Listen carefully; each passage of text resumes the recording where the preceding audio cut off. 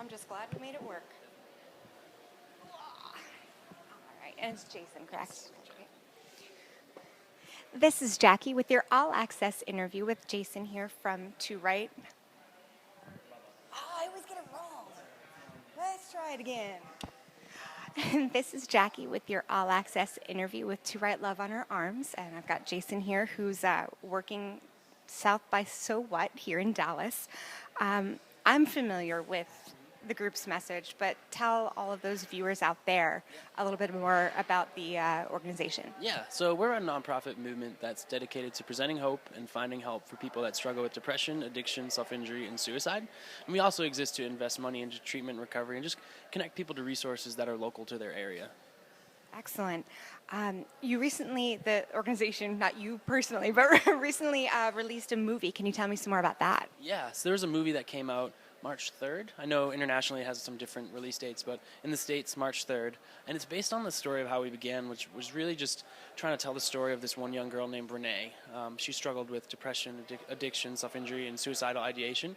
And it was her finding help through friends and through sobriety. And her story from her struggles to redemption through, finding help. And we're just really proud of that movie. Even though we didn't produce it or film it or fund it, we're just proud of it because it has the ability to connect with so many people, and I think that's what our organization, we started out of that same attempt to try and tell one young girl's story, and people were touched by it and were reached by it, and so we're excited at the opportunity that an additional form of media has to connect with people all over the world. And I was just at a music festival in Australia, and it was amazing the amount of people that were like, I saw this movie, or I've heard of this, and it took me back, and I was like, whoa, like I had no idea, in a whole different country. But I think it just kind of attested and showed the power of film and media and how that can reach even farther than we ever thought it would. So. And you mentioned you were just in Australia. Was that for Soundwave?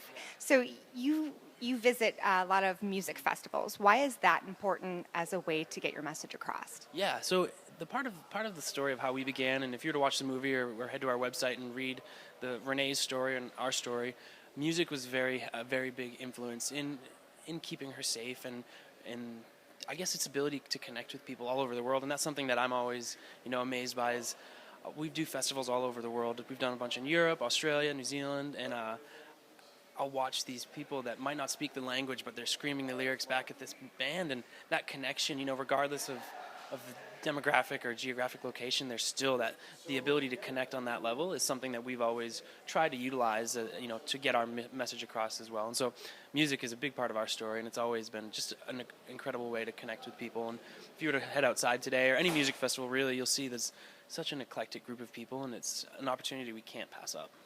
And I think, again, you said music it's really a connecting force. And I think if you want to reach that demographic of teenagers and young adults, I think you're going to find a lot of them here at music festivals. So that's definitely a great idea. How else do you connect with kids? Yeah, so if you were to head to our website, we have a bunch of different programs that are geared at connecting with people of all walks of life, not just necessarily like youth or young adults or kids. We have a high school program, a college program, and then on our website there's like a get involved page, and so there's all sorts of ways to be a part of the organization if you're interested.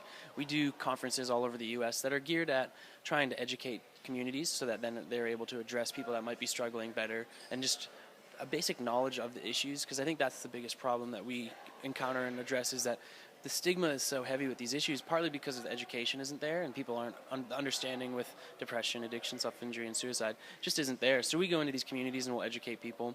And these conferences we host, we invite anywhere from college students, high school students, to like professionals, counselors, and really just educating them on how to connect, communicate, and address the issues, and then get them plugged into resources. So those are just some of the little programs that we have going on. But if you were to head to our website, twloha.com, you can kind of see everything that we have going on. And we do events, and so some part of the events is our founder speaks all over the country as well. We do music events, so our calendar is filled up with events headed for the summer. So.